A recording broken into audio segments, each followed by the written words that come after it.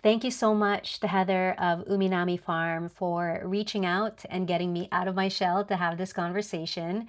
This was sparked by another webinar where Dr. Miranda Hart of UBC Okanagan shared her thoughts around soil biological testing. I hope that this conversation opens up more grounded discussions about biological testing and how it can provide a new lens on approaching soil health on farms. So, thank you for listening and feel free to leave a comment and your thoughts as well, especially if you're a farmer or a land steward or someone who uses soil biological testing as part of your work. Thanks. Well, good morning, Joel. Thank you so much for taking the time to meet with me today. I know we've had a bit of an email thread going back and forth, but just for the sake of our listeners, I'll just introduce myself a little bit. My name is Heather, and I farm organic vegetables in Stonecroft territory, Machosen, BC, southern end of Vancouver Island, and I got really interested in soil food web analysis because I noticed that there was parts of our farm where it just seemed like over time the soil seemed more flat, more lifeless, um, harder to work with than it had once been. And I was curious about solutions, which I will admit right now, I have not yet found at this moment, but starting the process of trying to find solutions. And I went to the 2023 BC Organic Conference, really zeroed in on every session I could possibly go to that had anything to do with soil microbiology, compost, soil food web. And it was great because that particular year was very special in that we had Dr. Elaine Ingham there and we had you there as well, speaking back to back. And so I just went and I soaked in everything I possibly could. And I can really say the energy coming out of Dr. Elaine's session and your session was like, it was palpable. Like the people were buzzing with excitement about this stuff. And so, I came back and, a very kind person in my life loaned me a microscope. I started looking at my soil. I started looking at my compost, started listening to a gazillion YouTube things all about soil food web. And then a friend of mine who was also doing microscopy with me from time to time sent me a link to this video. I think it was I forget who had hosted. I think it was Acorn had hosted. Who Mm. cares? Somebody had hosted a really great session with Professor Dr. Miranda Hart at UBC, who talked about a variety of things to do with soil biology. And it was very interesting. I call it a great talk because it was great in that it led me to ask questions, but Mm. it also left me feeling really a combination of confused, discouraged as to whether I should continue. And I guess just to summarize, um, what I'd heard one sort of camp of soil people saying is soil food web is everything. If you can understand the broad groups of organisms in your soil, you can understand whether you have trophic diversity. And by working towards greater trophic diversity, you can have improved soil function. Whereas what I was hearing her saying was that, we really don't know what we're looking at. We don't know what these species are. We don't know what they're doing. It's really not worth your time as a farmer to bother with this. The take home message, which I thought was a good take home message, is plant more cover crops, really. Like, I mean, I'm also very excited about cover crops, want to plant more of them.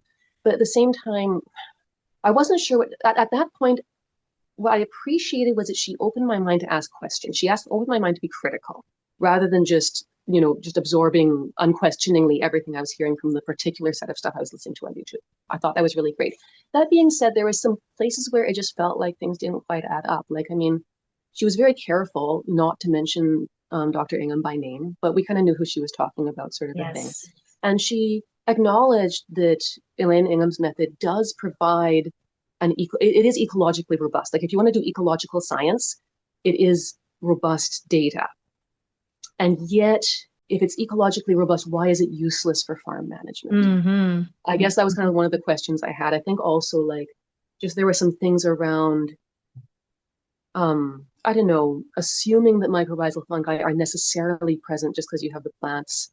I was like, well, we do an awful lot of tillage on our farm. I don't love it, but that's the reality. And I just have a really hard Mm-hmm. time believing that mycorrhizal fungi are surviving what we're doing to our soil, kind of a thing. Mm-hmm. So those are a couple examples of some of the points that raise questions for me. But it just seemed to me that I had seen examples of really amazing success with the Mm-hmm. soil food web movement, sorry, soil food web method, I should say rather. I think, for example, of the farm in the Okanagan that you worked with, Mm. going from like dead soil to this like paradise orchard that's just like humming with life. I look at things like that. I'm like, okay, there's something here that it's real, you know? At the Yeah. same time, I can see how maybe this is not broadly applicable in all situations, kind of a thing, perhaps. I don't Mm-hmm. know. And so I guess I wanted to ask some questions to probe more deeply and get a more nuanced understanding. Mm-hmm. I'm by no means trained in soil microbiology. I have some background in science, and I know it is normal for scientists to disagree with each other. It's normal for people who are both looking at real data to disagree with each other about how to interpret it. But in that context, how can we have a conversation that can maybe help us as farmers learn more about how to relate to what we're hearing?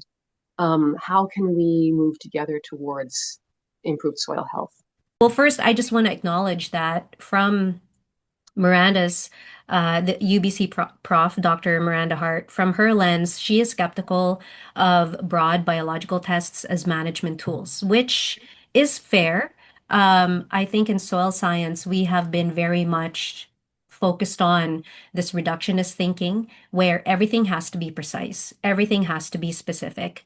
And from my lens, on the other hand, we sort of treat these tests as a broad guidance. I would say it's akin to, say, a farmer trying to grow tomatoes or trying to grow corn, but all they see are a bunch of brassicas or annuals that are littered all over the field, right? The weedy species, the ones that tend to compete a lot more, the ones that tend to prefer higher bacterial populations in the soil, they tend to just reproduce quickly, annually. And so if you were trying to grow hardier crops, then you have a set of species, a set of plants that are competing against those hardier crops. Then what do you do with that information? Right? So I would say that's analogous to the soil food web biological tests. So if you were to take a broad analysis of these different groups of organisms and say, I'm just seeing bacterial communities, not much fungi, very low fungal organisms, or even non-existent predatory groups, then that is information. That's analogous to a very weedy field where you're trying to grow hardier crops, for instance, crops that would produce fruits, which does require more of the core functional groups to be present and to be active. So I would treat these tests as again as guidance, and I wouldn't just say, okay, get a test done, and then that's one and done. Um, as a farmer yourself and you have your own microscope, I highly, highly encourage to even just look for predators in the soil and to understand what are these moving organisms, these very motile, active organisms that exist in your soil, and whether or not they will fluctuate throughout the season, but what is their profile? What is their profile like from spring to fall and then the next year? So I do the same type of work with my farmers where we try to understand the trends in their biological community. So going back to the case study that you mentioned earlier with Kathy and Ian Finley of Little Dog Farm, and how that's the soil that we started with. It's basically that chronically fatigued soil, and doesn't want to, it's almost like it's given up on life. And then over time, as we tried to restore the life, the soil responded in a way where it was like, okay, I now remember what I need to do. I can actually grow things, right? When you treat it with respect, it tends to reciprocate, and life will reciprocate. Life will grow back, and it will provide you with more than you expected.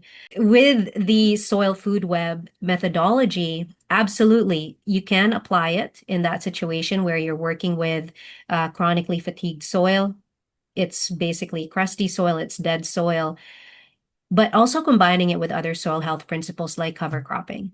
It can't really work. The soil food web And really, I'm focusing more around the use of composting, high quality compost, high quality Mhm, extracts, mhm, and teas, which is what Dr. Elaine Ingham taught her students. Absolutely incorporate that tool, but it almost has to work with it does have to work with other soil health principles, such as cover cropping and reduce disturbance over time. And so that's exactly what Little Dog Farm had done over the years. That's why we're seeing these changes now, and their fields are responding positively. And so it really can't work on its own, I would mhm, say. It's almost a waste of your time if you are to spray the biology and then at the same time you're just, still disturbing the soil and not giving your microorganisms the habitat that they need to thrive. On the other hand, does it just work in those situations? And if you find that you're spending quite a bit on external inputs, I do want to encourage growers when they have time to make their own inputs. And this is where high quality composting can come in, and you can start to reduce your expenses on the input side and timing your applications, your extracts and teas based on the life cycle of the crops that you're growing. So it all really comes down to management. The testing is one thing, it's information that can guide us to whatever decision you want to make, but it has to go further than that. So the work that I do with my farmers, is okay, you want to find out the data, what your community looks like, what the baseline is, but then what do you want to do with that information? mhm, I'm mhm, finding mhm, that you mhm, want to grow trees, you want to grow your apples, your plums, whatever it may be, but it's showing me that your nematode population is non-existent, the beneficial, but you do have a high population of plant parasitic nematodes. So then let's talk about that. Let's figure out what decisions we can make now. What are the next steps and which ones do you have capacity for? Are you able to purchase external inputs? Are you able to make your own compost? Are you able to buy compost from somebody else and sort of restore that life that is missing to support mhm, your mhm, plants? mhm, mhm. So That makes going sense. back to Dr. Hart's comment about the whether or not these tests are worthless, in a way she is right in that yeah, you find out the data, but then if you don't do anything with it, it's Mhm, useless mhm, information. mhm, It's mhm, almost mhm. like again a grower going out to a field and then you see all these weeds, these pioneer species, and you want to grow, say, corn. You have information there, there's feedback there, but if you're not going to do anything with it, then that's useless information too. I wonder if part of what goes on with some of these things also, I know for myself, I think for most of us, we're looking for a silver bullet. We're looking for Yeah. like a magic wand that we can wave and it's going to make everything beautiful and perfect. Um, and I guess with that, we hear about someone's success, say like at Little Dog Farm, like, oh, it worked for them. I should do it too, kind of a thing. But the thing is, there's no real target. There's no real like, I have this problem that I'm trying to solve. I have this Mm. goal I'm trying to reach. In that context, I think that's when you can sort of pick which tools to use and how to use them a bit more effectively than if you're just like, oh, somebody else is using this tool, I should do it too, kind of a thing. Yeah. When you do it that way, you can sort of waste a lot of money really fast, kind of a thing. I think I just from personal experience, anyways. Whereas when it's like, okay, here is why I think we need to do something different, a goal we need to reach, a problem we need to solve, and then you work with that to incorporate the various tools to move towards that, and then you have something to monitor: are we reaching the goal, are we solving the problem? um, then you can bring whatever tool it is you're using to bear in a way that will be profitable. Absolutely. Yeah, that's a really good point because Miranda mentioned something about what are the ideal species in a farm Mm-hmm, mm-hmm, to mm-hmm, grow whatever crops you want to grow. And she did say that there is no such a thing, which is mm-hmm, mm-hmm, totally correct. I totally agree with her on that. I don't think we can ever, maybe with, 3 generations from now, there will be technology out there that can identify exactly what species, the different types of bacterial species that you have to have, or the different types of mm-hmm, fungal mm-hmm, species you have to have if you're growing tomatoes, for instance, perhaps, right? But nature is more than just that. And I don't feel like that's the target. I don't feel hmm like that should be the target, is understanding specifically the bacterial species or specifically the fungal species. The way I see it, if you were to treat soil as or your farm as an ecosystem, really for me personally, and you might disagree with me, the target is better water infiltration. The target hmm is um, plant vigor, plant hmm resilience, especially when the plants are experiencing stressful conditions. Say, if you have a Absolutely. section of the farm that you can't irrigate frequently because of infrastructure or whatever the reasons are, then how are those plants responding to lack of water? hmm If hmm you're hmm seeing that they respond to it, they get stressed out pretty immediately, say 2 days after you didn't irrigate, versus if you were to start incorporating these soil health principles, including restoring the life in the soil, and then you're seeing that they don't wilt a week from now, that's information that you can use. I feel like that is the target. The hmm target is plant health. The target is just healthier, more nutrient dense plants in general. How you get there is all context based. It's based on your management, based on the resources you have around you, based on the tools that you're using, based on the climate that you're working with. We can't really be, I just don't think the target should be a species level. I think the target is, are we growing healthier plants? Are we making the farm more resilient? I feel like that's more of the target. It's more on the ecological side as opposed to very reductionist, species hmm specific target. Context matters. We're Yes, not just looking for a brute like, yes, we have fungi X, we're okay. It's not like that. It's more like context matters. And we acknowledge you're acknowledging that like the information we can get from soil microscopy, it is very broad. We don't know exactly what these species are, exactly what they're doing. But I think what you're saying is that we can get a look at, do we have only bacteria or do we have predators present in our soil? Is there, even if we can't measure exactly the degree of trophic diversity, we can get an index of trophic diversity. And I know certainly when I've looked at some of my soils, like, yeah, it's all you see is bacteria. There's nothing else but bacteria that I can find anywhere in that soil versus other places where you're like, oh, wait a minute here. I actually am seeing some nematodes here, and they don't look like plant feeding nematodes. I actually am seeing some protists here.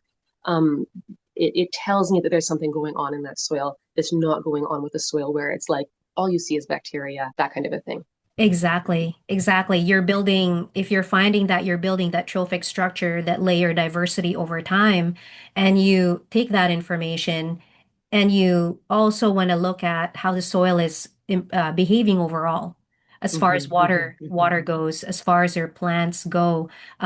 If you found that before your plants are more susceptible to pests, for instance, or some kind of disease, mm-hmm, and you're finding that the more you build these trophic structures, and at the same time, your plants aren't as susceptible, that's information.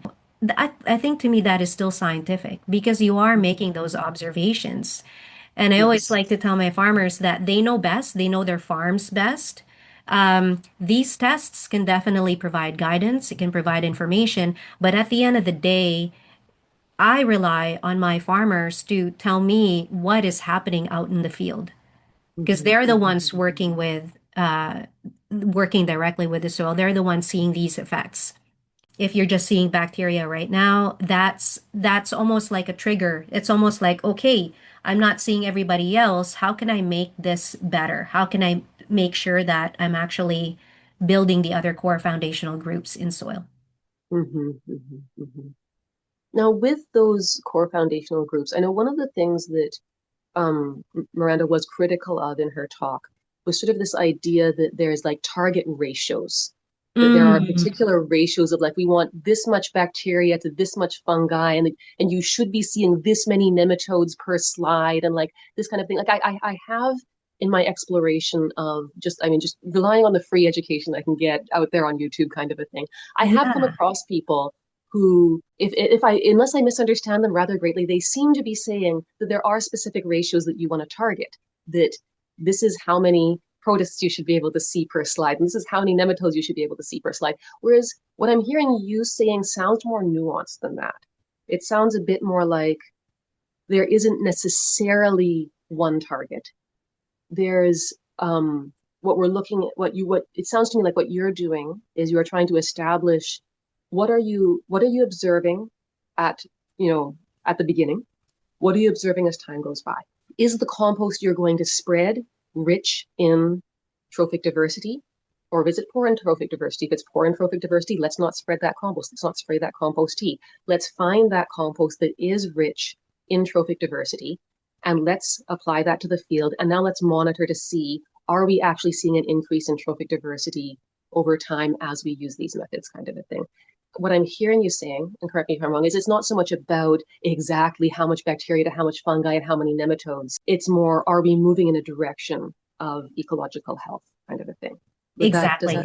Oh, Okay. absolutely. Absolutely. Although I do have targets for nematode Okay. Mm-hmm. populations, Mm-hmm. I do like to see, say, for instance, a minimum of two bacterial feeding nematodes, because this is the information that I've gathered over the years of doing these tests is at the very least having two different types of bacterial feeding nematodes from one drop of soil. Mm-hmm. Mm-hmm. And Mm-hmm. that is correlated with healthier plants. So that's what I've seen Mm-hmm. from Mm-hmm. my work. Mm-hmm. You could say that if the sample comes back or the data comes back and tells me, wow, your bacterial numbers are really high and there's barely any fungi there. Mm-hmm. And then and then you change your management. You send me a sample in the fall, and I'm seeing a reduction in a slight reduction in the bacterial biomass, but an increase in the fungal biomass. And also, you're building your predatory groups. Then that trend tells me, okay, your management is working. Your management is moving you towards a more where it's conducive to allowing these different soil food web organisms to thrive. And then the following year, maybe you send another sample, I do the test, and there seems to be a little bit more of an increase, a lot better than the year before. And that is okay, we are building habitat in the Mm-hmm. soil. Mm-hmm. We're allowing these organisms Mm-hmm. to survive throughout winter. And when those organisms are present and they seem to be stable around this time of the year, they can provide you with the nutrients that your plants need when you start to plant your first set of cash crops. And then Mm-hmm. so looking at those trends, but like I mentioned earlier, it's not just the biology in the soil, it's also understanding what the farmer is seeing. One of the other case studies I want to share was the one with Stonecroft Farm out on the island, and they were turkey farmers. They're retired now, but they still grow their turkeys. But for years, they were experiencing ponding and poor water infiltration in the fall and winter to the point where the ducks would actually come in. They would when they stayed on the farm. They didn't want to go anywhere else, and so they would just have pools and pools of water on their field. After one growing season of incorporating their own high quality compost, started spraying extracts and teas, slightly changed their management as far as how they deal with soil and weeds. In that winter or that fall, the water didn't pond anymore. It That's very actually interesting. infiltrated. So seeing the behavior of water, that's also a guide for us. That's also Mm-hmm. information for Mm-hmm. us, Mm-hmm. right? It Mm-hmm. might not Mm-hmm. completely reflect, say, okay, the fungal organisms still have not been built yet to the point where they tend to be more balanced with bacteria, but they are building more predatory organisms or they're growing more predatory organisms. And at the same time, we're seeing the water is actually infiltrating.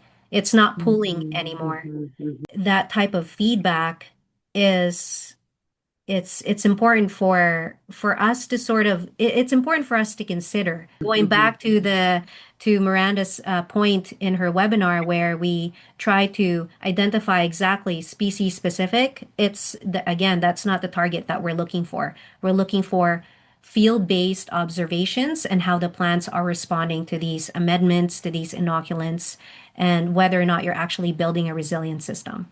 And so it's like the the your microscopy, your broad look at the soil food web is one thing, but then you also got like you look at your water infiltration, you look at your plant health, you look at your weeds, um, you look at your pest population, like your macroscopic pest populations, kind of a thing, and then looking at that total picture. It's in that context that you're using the microscopy, basically. Exactly. Yeah. Now, I this question didn't come up per se in our email thread, but I was curious, like if you could just like do a thought experiment Mm.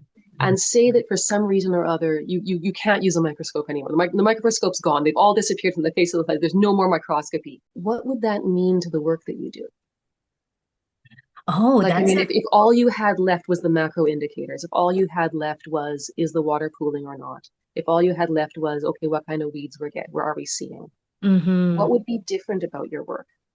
Would you get to the same place, but it would be slower? Would there be places you couldn't get to? Would some things be the same? What do you think? What would be different if you didn't have microscopy? Oh my goodness, that's an existential question.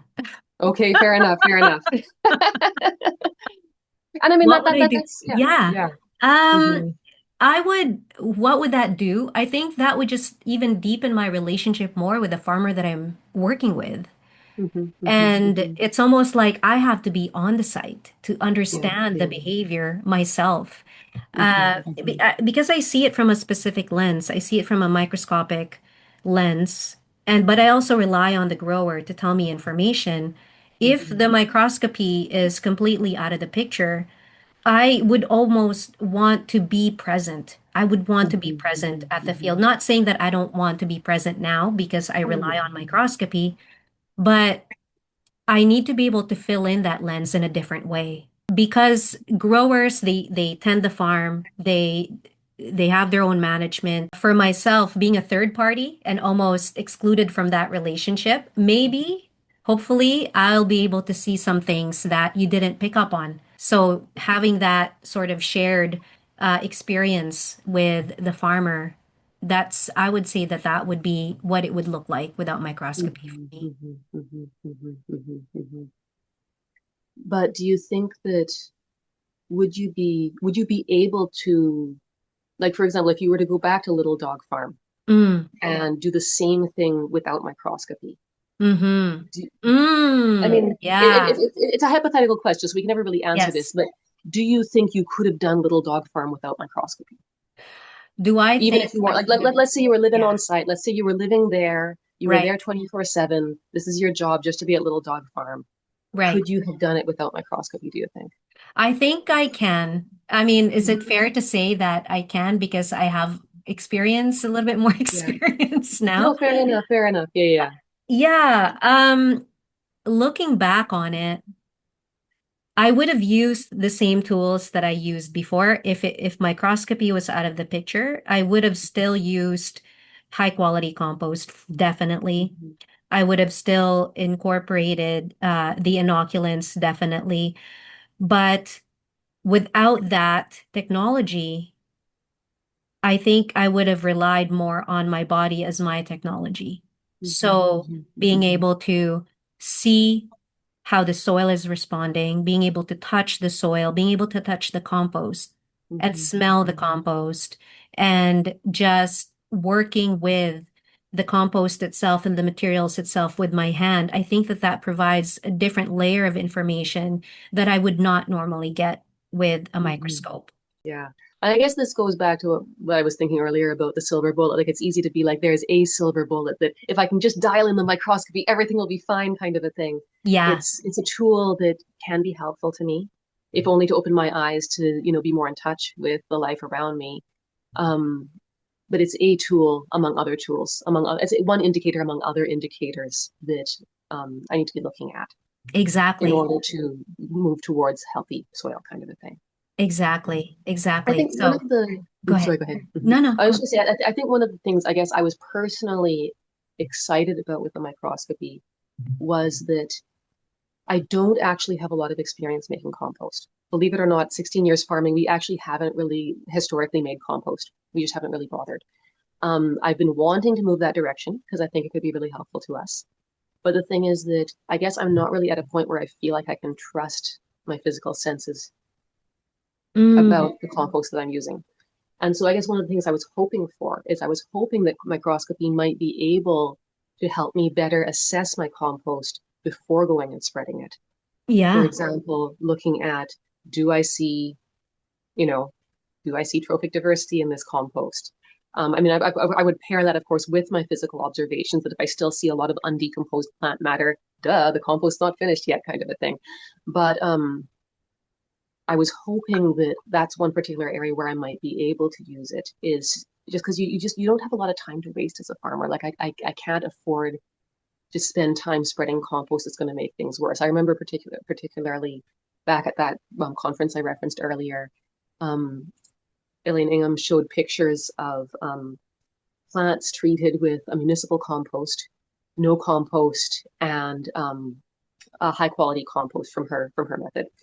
And it was really disturbing to see that actually the worst plant in the whole sample was the one that got the municipal compost. So, in other words, bad compost was worse than nothing, kind of a thing. You could do better with nothing than with bad compost, kind of a Yeah. deal.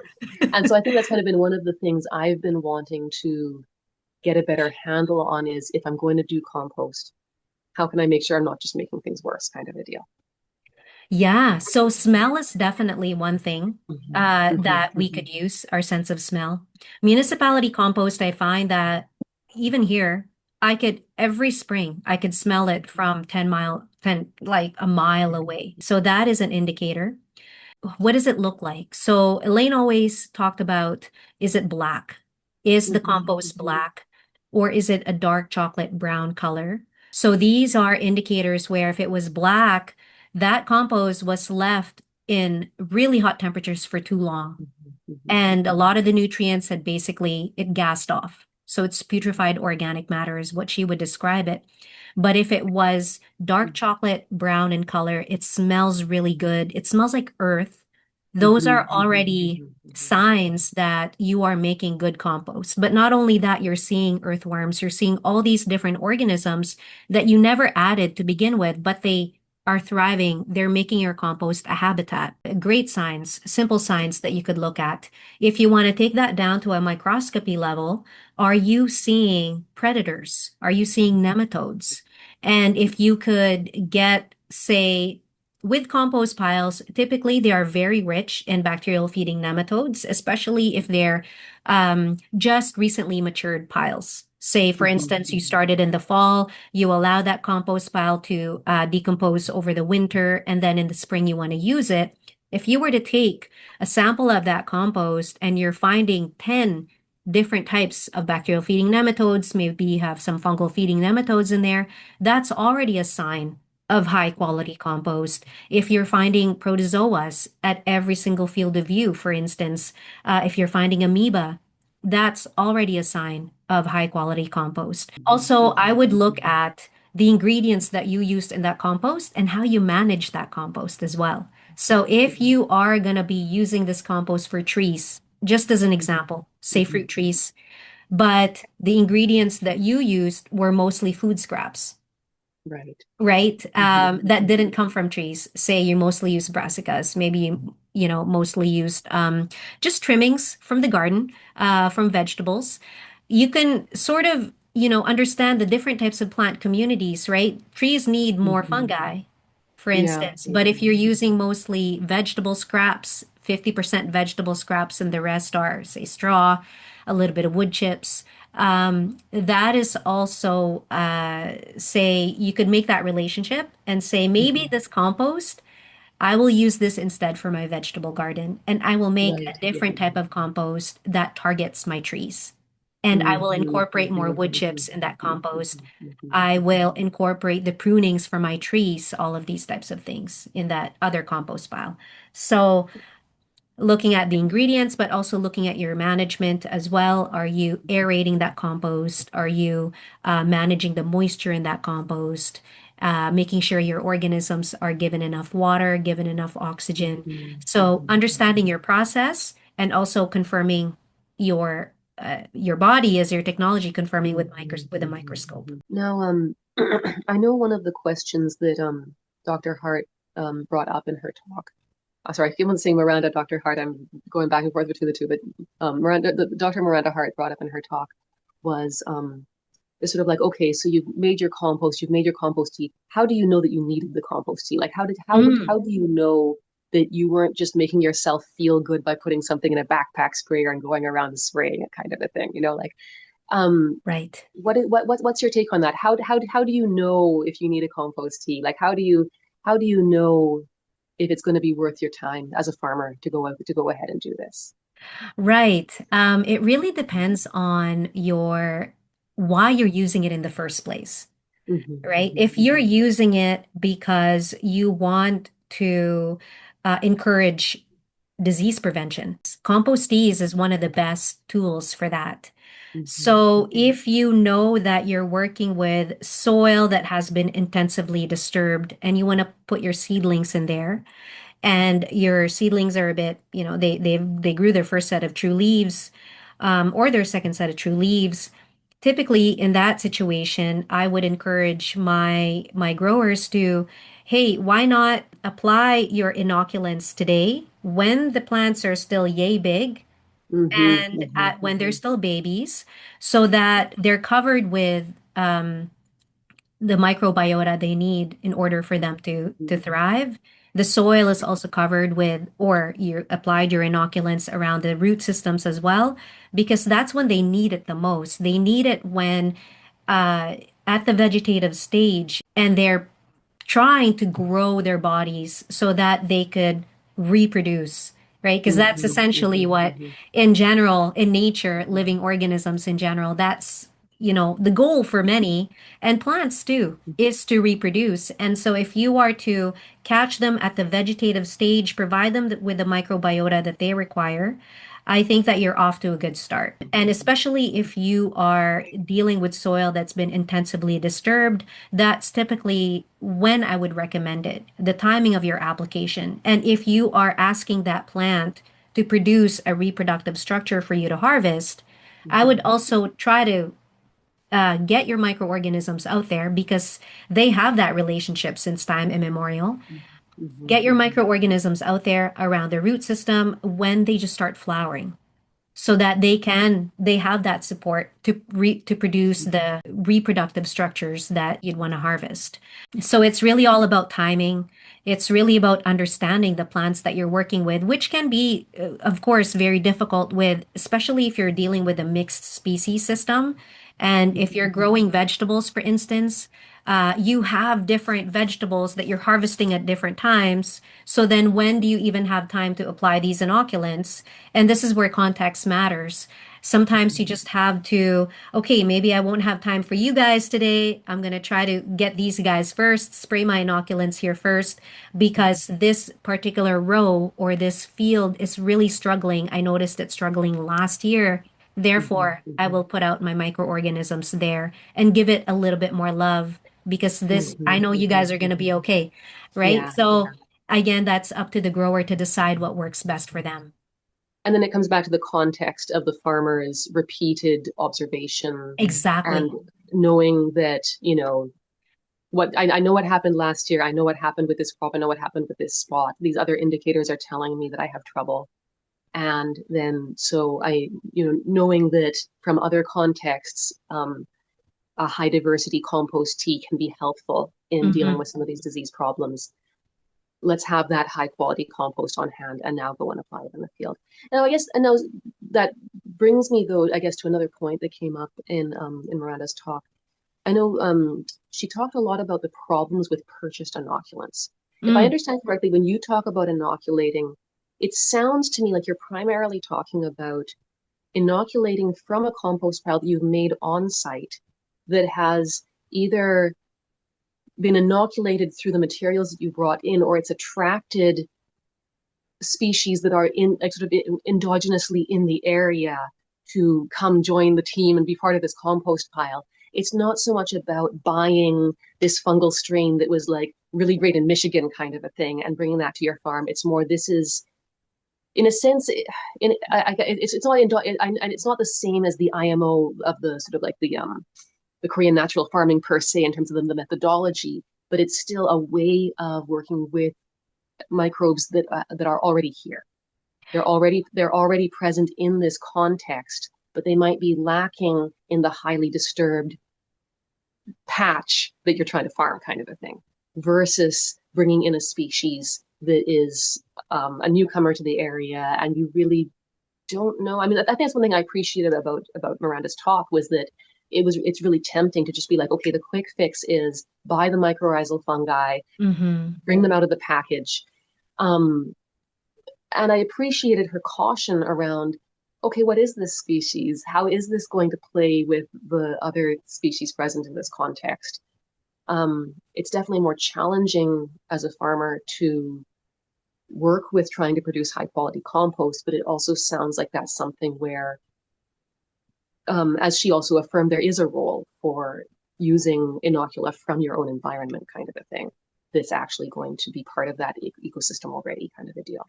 Absolutely. Yeah. So regarding her comment about purchasing mycorrhizal inoculants, I agree with her caution around it for sure.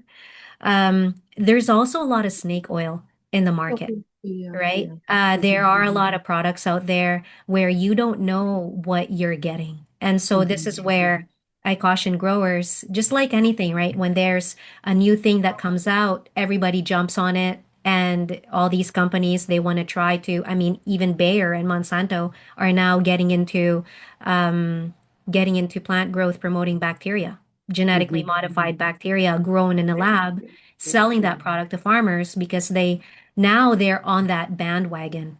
They're now on the trend of biologicals. For sure, agree with Miranda on caution around mycorrhizal inoculants. But you also had a question around tillage and Mhm, if that field had been intensively tilled or intensively disturbed, are we actually promoting these mycorrhizal fungi to and not just tilled but also phosphorus addition? Because yeah. these organisms they are able to exchange nutrients with plants. They provide phosphorus to your vegetables, but if you're constantly applying phosphorus fertilizers, the plant gets lazy. Why would they make that relationship with mycorrhizal fungi? So it goes just beyond tillage. It also looks at inputs as well. What type of amendments are you using on that field? How are you promoting the growth of these organisms? And so, going back to Miranda's point about soil health principles in general and allowing these natural organisms that are already in soil to grow, yeah, absolutely. But there are cases where you may have to purchase. Mhm, There are mhm, also mhm, mhm. situations where farmers now are purchasing rhizobia inoculants, the nitrogen fixing bacteria, in Yeah, order to yeah, they do that boost all the time. Mhm, exactly the legume growth. I am totally all for that. mhm, Just so it kickstarts the system. It mhm, allows for that exchange of nitrogen to happen. And again, going back to management, if you are just say cutting down that cover crop, you're reducing disturbance, you could also be promoting free living nitrogen fixing mhm, bacteria if you are mhm, incorporating better management with your mhm, soil at the same time. So, mhm, yes, I agree with Miranda on native microorganisms, but there are cases where you would need to restore that life because it had been intensively disturbed. mhm, And mhm, going mhm, back to your earlier question about when I talk about inoculants, I do mean diverse biological mhm, mhm, inoculants. So it could come from your compost, it could come from really high quality compost is mhm. kind of what I'm getting at when I say inoculants. Right, Um, yeah. if I'm talking about say purchase product from a company, I would be very specific about rhizobial inoculants, for instance, Mhm, right? mhm, But mhm, in general, when I talk about bio inoculants, it's got to be from high quality compost because I find that. to be much more effective than these single species or three species mixes. With compost, we can cultivate trophic diversity, but we Mm-hmm. can't cultivate mycorrhizae because we're not growing. There's no plant roots in the compost to keep these mycorrhiza alive. And Exactly. so when you work with your clients and you are like whether it's Little Dog Farm or any other highly disturbed environment, Mm-hmm. how are you reintroducing mycorrhizal fungi? Or do you wait for them to arrive as spores from the nearby forest, as the case may be? Like how do you deal with specifically the mycorrhizal piece, given that you can't grow that in compost? Yeah, not actively. I don't do Okay, yeah, it. yeah, fair So enough, fair enough. yeah. Um, Hmm. a great example of this is my client, my flower farmer, Melissa, Breeze Florals out in Port Moody. She used to disturb her beds for her dahlias, and she also grows, now she's growing all these different types of flowers. But one of the things she's done, and this is again her management, is she brought in compost. She wants to build up the biology, she wants to build up the habitat from soil, but she also makes her own thermophilic compost. So Hmm. Hmm. I've taught her how to do that, and that's what she uses as her main inoculant Perfect. for her flowers. And over time, because I've been testing her soil since 2021, and we do that spring fall test where she'll send me a sample. I don't know where they came from, but I am seeing mycorrhizal spores That's in her exciting. soil. It's Yeah, exciting. I yeah, don't know yeah. whether they're viable, honestly. I don't know Hmm. whether Hmm. they're viable. I don't know if they're making contact with her plants, whether they're not, whether they're germinating, whether they're growing in the roots of her plants, of her vegetables and flowers, but they seem to be multiplying. I'm seeing different Hmm. types of spores as well. And so Interesting. seeing that trend over time, it's already to me a sign that, okay, we are creating a system that is Hmm. more resilient and it contains all these different types of organisms. And with her system, because she started with really floppy flowers, and this is why she started working with me in the beginning, Yeah. because florists have a particular they're very particular with the flowers that they buy from Hmm. farmers. Hmm. Her stalks, her dahlia stalks are so much more robust. That's So, exciting. Yeah. yeah. And so Hmm. again, going back to plant health and the whole, sorry, I keep going back to the species Hmm. target in the soil. These are all signs that she is moving her system in a direction that is, again, much more productive. She may not be yielding as much as, say, Hmm. other dahlia flowers out there. She's not really Hmm. pushing her plants toward yield, but what she's seeing is longer, well, not just her, but her florist clients as well, uh, longer shelf life with Hmm. her Hmm. flowers, which then allowed her to Hmm. Hmm. expand her clientele, Yes. Yeah. right? Yeah. And Yeah. so these are all, I would say, they're changes in the business itself because the business Hmm. acts as a Hmm. Hmm. system. It's improving your output because of your management. And so at the end of the day, your clients are just much happier. Yes, definitely, definitely, Sorry, definitely. we went from like Yeah. mycorrhizal fungi Oh, to no, no, no, no, no. No, no, but hey, it's all connected in the end. It's all connected, and I mean, Mm, I worked as a florist before, like long, long mm, ago, and so I know those kinds of traits make a really big difference. And we actually see a very similar thing with the vegetables and our clients at the farm. Whatever is going right, something's going right enough that the vegetables last longer for them in the fridge. And they'll comment that, like, they're able then to waste less food, and they're able to spend, like, even though objectively speaking, we might be charging more per kilogram, they're spending less money on food because they don't throw out as much because it stays good long enough that they eat it all before it goes bad, kind of a thing. And so to me, that's an indicator that something's going right. I think it's been interesting to compare with our recent experiments in container growing, which has been a helpful addition to the farm. But I've just noticed, just with some of the differences in the way that water and nutrient management works out, we sometimes ended up with more like the watery vegetables that, like, they wilt more easily. They don't stand up as well, kind of a thing. There is something different there that mhm. isn't we aren't actually being able to mimic what we're getting out of a healthy soil, kind of a thing. Mm-hmm. And not to say Yeah. that it can't be done in containers. I imagine it could be. It's just that where we're at, you can see how the growing conditions really make a difference to those kinds of attributes that then really do make a difference to the customer. When your vegetables last longer, the storage life Mm-hmm, is longer. You can imagine the nutrient density in that mm-hmm, plant. mm-hmm, And that compared to, say, a vegetable that just after a couple of days it starts to wilt in the fridge and you eat that vegetable, what are the nutrients that are left mm-hmm, there? It's not mm-hmm, going to taste mm-hmm. as good.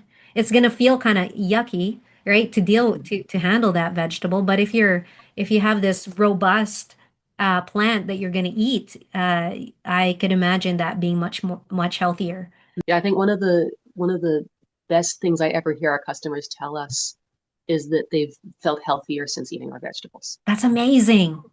And so that's, not that we still have problems we need to solve in terms of soil health, absolutely, but hearing that kind of feedback that the whole system is working together to produce health, Mm-hmm. that means a lot. That means a lot to me. And so, yeah, there's a lot of data we're not getting because not everyone tells us their experience, but when I hear from customers that they've felt healthier since they've been eating our vegetables, that And means a lot, kind of a And thing. maybe that's the target, right? Yeah, Miranda talks yeah, about yeah. species specific, but if you are a farmer, this is the business, you're selling your plants to all these folks and they feel healthier, they feel happier, they feel like, oh wow, this vegetable tastes so good.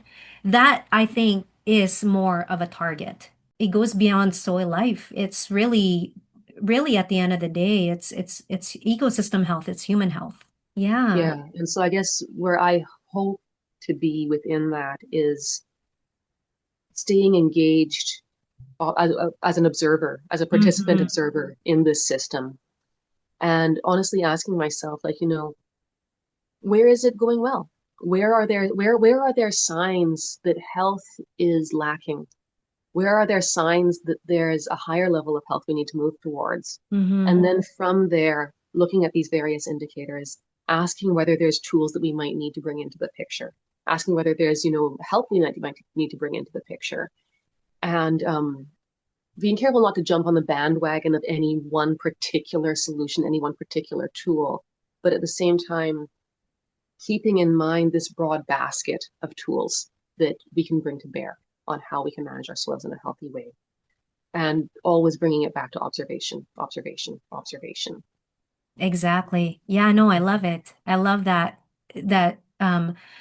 I would say that's, I call this meeting changing the paradigm, and I feel like that's already what you said, that's essentially what is going to change the paradigm. We've focused so much on these reduced management where we say NPK, these are the inputs exactly that we're gonna put in, and then just expect the land to respond in a way that we want it to. But Mm-hmm, at the end of the day, there needs to be more of a relationship, and your mm-hmm, observations are a part of that. And so I think that's where the paradigm has to shift is it's less about specific things, but more about what does this relationship look like at the end of the day? And am I promoting the growth that the system needs in order for it to be more resilient? I guess one maybe don't know if it's the last question, but maybe one last question. Yeah, of Um, course. I guess one question I've been asking myself with the farm is when does it make sense to DIY my solutions, and when does it make sense to Mm, get help from, whether it's yourself or another person out there who has that role as a consultant? When does it make sense? I guess here's as I've thought about it, sort of in parallel to my own health. I usually try to be on top of my own health. I usually try to exercise and sleep and eat and all those good things. That being said, I've hit points where I was just like, whatever I'm doing is just, it's not working. Something's wrong. It's not mhm. working. I need help. I guess I've tried to go into conversations with whether it's a doctor of Chinese medicine or a physiotherapist or whoever it is. I've tried to go into those conversations with specific questions about, okay, here's what's not working. Something needs to change. I'm not feeling good. I'm not able to do my life kind of a thing. Here's where I see a problem. They might then be able to tell me some other things that I also wasn't seeing that also need to be addressed, but I'm going into it with a specific question out of my own observations of my own health. Mhm. And then as my health shifts, and I'm like, okay, based on what I've learned from them, it seems like I can actually manage on my own now. It seems like, I've got some exercises I can do. I can take care of this. I've got some broad patterns of here's what I can do to support my gut health, for example. I might miss seeing that person, but I don't need to see, I don't get paid to see them anymore because we've done Yes. what we needed to do. Would that, how do you feel about what are your thoughts on that analogy for how I would approach engaging a consultant for my farm, for example, kind of a thing? That's a perfect analogy. No, that is the perfect analogy because I mean, I could be myself being a consultant. Yes, I'm probably putting myself out of a job by saying this, but at the end of the day, I don't want you to depend on me. I'm there to guide you, and as a consultant, you know your farm best. We work together on certain things that you might be stuck on. Say if you're Mhm. stuck on making high quality compost, what is Yeah. your process like? How can I help guide you in improving that process? And then at the end of the day, hopefully you can take away the knowledge from those conversations and you can start making your own. Because that's Mhm. exactly what's happening with Little Dog Farm right now. Is Mhm. the first couple of years Ian approached and said, I want to do this. And I go, okay, let's work on the composting side. Let's work on your inoculant side. I'm going to teach you exactly how you have to manage your compost, how you're going to monitor it. So you're growing biology that we're looking to grow in your Mhm. soil. Mhm. Mhm. And now he's not even asking me for, uh, how do I make this compost now? Mhm. We're past that relationship. We're now in a different relationship where we could say, okay, how can we teach this to a lot more people? We're Yeah. seeing these changes, and how can we spread the word? How can we spread the information?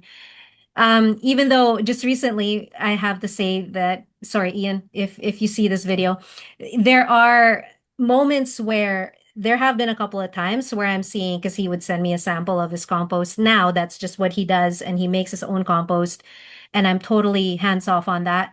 And he'll just send me a sample, and I take a look at it under the microscope, and I go, this doesn't look like the stuff that you used to make before. You used to make Interesting. Yeah. really good compost before. What happened? Yeah. Right? What's Yeah. going Yeah. on here? And so there was that. And then he made compost again. He sent me another sample. And I go, huh, we need to talk. This is not the quality I'm used to from you. We need to talk and Mhm. I need to Mhm. see how you're managing your piles. And Yeah. so we went back to that conversation, and now, I helped him just this spring, and I go, Ian, there needs to be some changes here, and I need you to be on top of it. Mhm. And knowing Ian and knowing that he always wants to improve how he does things, he took my feedback and go, okay, okay, fine. Mhm. I gotta be on top of this for sure. And so your analogy is perfect because I've done the same thing for myself before, right? Mhm. Even with just seeing a counselor or seeing a therapist Yeah. or Yeah. seeing, Yeah. mental health professionals where I'm stuck on something and I could read as many articles out there. I could go on YouTube and figure out what works for me. But at the end of the day, I have all this information, but then what do I do with all this information? How can I apply it to myself? And this is where I seek professionals for that type of work because they can help unravel this Mhm. thing that I'm stuck on Yeah. and ask different questions, which can Mhm. then help me take a step further and progress that way. Yeah. It's kind of problem-based learning brought to life, kind of a thing. Yeah, Yeah. exactly. Excellent. Exactly. So, Sure. yeah. Okay. Well, I'm sure there's like a gazillion more things we could talk about. I don't know how your time is for today, but I know I should probably head soonish myself, unfortunately. Yeah, But of course. is there anything that we could touch on from that we didn't manage to do so far? We didn't Let's really talk see. about the humic acid stuff. I don't know if you want to talk about Yeah. that at all. So I'll quickly make a point about that, about humic acids in general. Uh, Miranda also makes a good point about these purchase products that they may Hmm. be expensive, they may be unnecessary. And one thing that I always tell my students is you can facilitate that humate formation in your soil. I think one thing that I haven't personally worked with um, I haven't personally worked with humic acid amendments very much. I know it's something that has sort of come across my radar on a number of occasions.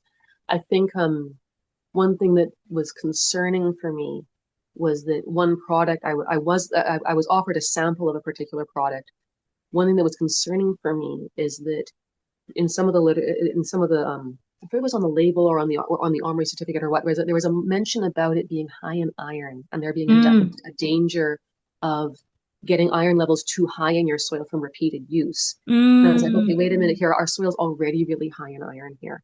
right, Like it's iron's already off the chart when we do like chemical soil tests kind of a thing. And so do I need to be worried about using this amendment when it's potentially going to be adding to what could be an iron overload in the soil kind of a thing? right. That's a question, but I guess the thing is that I guess what it made me think was, okay, whether this particular product is useful to me or not is kind of like just put a bracket on that for now. But if I can manage my humic acid in the soil with biological processes using plants, using microbes that already want to live here anyways, kind of a thing. Hmm. I don't need to worry about bringing in sort of side products that I really don't need that might actually be making things worse in the long run, kind of a thing. Exactly. And then not Exactly. to mention the process of, harvesting humic acids from elsewhere, kind of a deal. Yeah, and it's a detrimental process. Right. Mm-hmm, Because mm-hmm, we extract it right from the ground and they sell it in a bottle, and who knows how long biology had taken to make these substances, and then we just extract it in one day, sell it yeah, off, yeah, right? yeah. So it's yeah, I don't think it's necessary.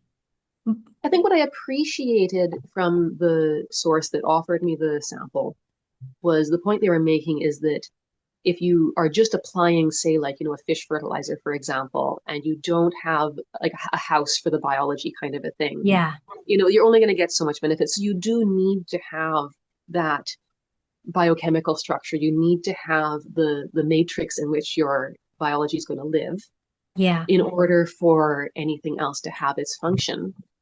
That being said, if I can get that from a biological process happening on site, that's going to be safer and more effective than absolutely. getting it from a bottle kind of a thing. So, yeah, I love these conversations, and I love that seeing farmers like yourself have these types of relationships with the land, because I think this is what's going to change how we farm.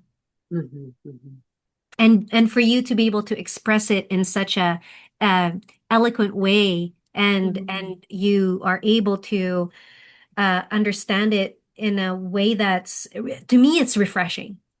It's really Mm. refreshing because it's a conversation that needs to happen more often, I think. Well, I think what our conversation today has really reminded me to make sure my lens is wide open, Hmm. to observe the farm around me on all these different levels. I know my microscope's a little bit dusty right now, but I'm hoping to get it out again soon and just start taking a look again as one Yeah. tool among many, but certainly And this not is the, to leave it at that. yeah, But to really go back to really taking close observations of what are my weeds telling me, what is my drainage telling me, what are the crops telling me, do they just seem to hit this point and get tired, whatever the case may be. Really just make sure to keep that lens wide open and yeah. keep that conversation going with the biology around me, basically. So, Amazing. yeah, yeah, yeah. And Anyways, by thank you the so much. way, I just want to say now is the time to take out your microscope. It's the best Yes. time. Yeah. This is one of the Hmm. best times of the year, so that you know who's there, Hmm. whether or not you have that workforce to support you in growing your crops. Hmm. Because that, I think, is, again, they are much better at growing plants than we are. And I think that if Hmm. we can support them, they will support us. Yeah. So, yeah, Hmm. good luck with that. That's it. Thank you so much. Yeah. Well, likewise, best wishes for all your work this season. So, Thank you, Heather. I appreciate the mhm. time. And yeah, I'll see you. I'll see you again. For sure, for sure. Thanks so much. Yeah. Have a great day. Have a good one. Bye now. Bye.